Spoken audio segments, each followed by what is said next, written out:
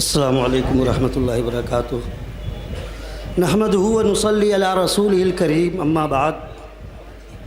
معزز مہمانان اعظام، شورائے کرام اور حضرات سامعین، جیسا کہ آپ سب کو معلوم ہے کہ آج کا یہ عظیم الشان مشاعرہ جشن آزادی کے نام سے منسوب کیا گیا ہے۔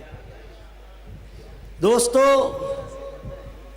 اس موقع پر جشن اس لیے منایا جاتا ہے کیونکہ یہی وہ مقدس دن ہے جب ہمارا ملک انگریزوں کی وحشت و بربریت سے آزاد ہوا۔ جذبات حب الوطنی نے غلامی کی زنجیروں کو توڑ دیا اور برسہ برس کی کشمکش اور سالہ سال کے انتظار کے بعد آزادی کی وہ عظیم صبح نمودار ہوئی۔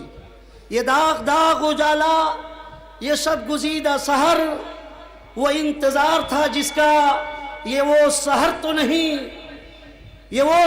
نہیں جس کی آرزو لے کر چلے تھے یار کہ مل جائے گی کہیں نہ کہیں۔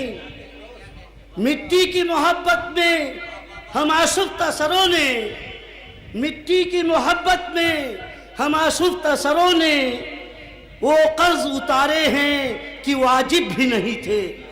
اور دوستو، بڑے افسوس کے ساتھ کہنا پڑتا ہے کہ ہم خون کی قسطیں تو کئی دے چکے، لیکن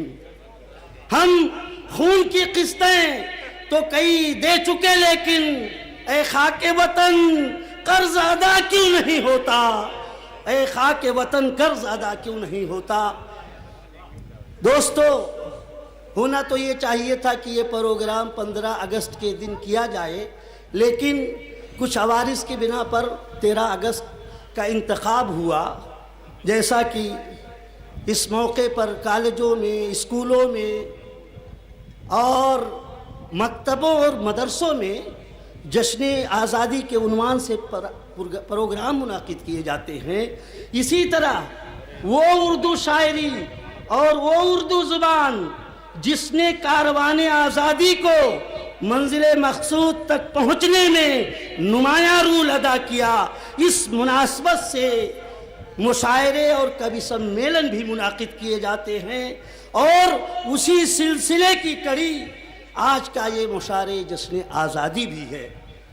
دوستو، جیسا کہ آپ اور ہم جانتے ہیں، ہماری یہ تہذیب و روایت رہی ہے کہ جب بھی کسی محفل کا انعقاد کیا جاتا ہے، کسی مشاعرے کی ترتیب دی جاتی ہے، تو اس کا آغاز شمع روشن کر کے کیا جاتا ہے۔ یہ اس بات کی علامت ہے کہ ہم جہالت کے خلاف، بدعنوانی کے خلاف، ظلم و تشدد کے خلاف جنگ کرتے رہیں گے۔ نہ ہارا ہے عشق اور نہ دنیا تھکی ہے، دیا جل رہا ہے، ہوا چل رہی ہے۔ دوستو، یہ شمع افروزی کی رسم جن کے مبارک ہاتھوں سے ادا کی جانی ہے، وہ عروس البلاد ممبئی کی وہ عظیم شخصیت ہیں جن کے بارے میں ابھی میں نے ایک شعر پڑھا کہ مت سہل ہمیں جانو پھرتا ہے فلک برسوں، مت سہل ہمیں جانو پھرتا ہے فلک برسوں، تب خاک کے پردے سے انسان نکلتا ہے۔ حضرت مولانا جمیل احمد قاسمی صاحب کی خدمت میں اسعد نظامی کے وساطت سے جب ہم تشریف لے گئے تو حضرت نے برجستہ یہ بات کہی کہ جن مشاعروں میں خواتین شعراء ہیں وہاں ہم نہیں جائیں گے، لیکن بہت ہی درخواستوں کے بعد حضرت آنے پر آمادہ ہو گئے۔ یہ آپ کی، ہماری، پورے ساکی ناکہ والوں کی اور تمام شعراء اور سامعین کی خوش بختی ہے کہ وہ صاحب علم، صاحب تقوی، صاحب نسبت، وہ عظیم الشان شخصیت آج اس مشاعرے کی شمع کو روشن فرمائیں گے۔ تم آؤ گے، بجھتے ہوئے چراغ فروزاں کریں گے ہم، بجھتے ہوئے چراغ فروزاں کریں گے ہم، تم آؤ گے تو جشن بہارا کریں گے ہم۔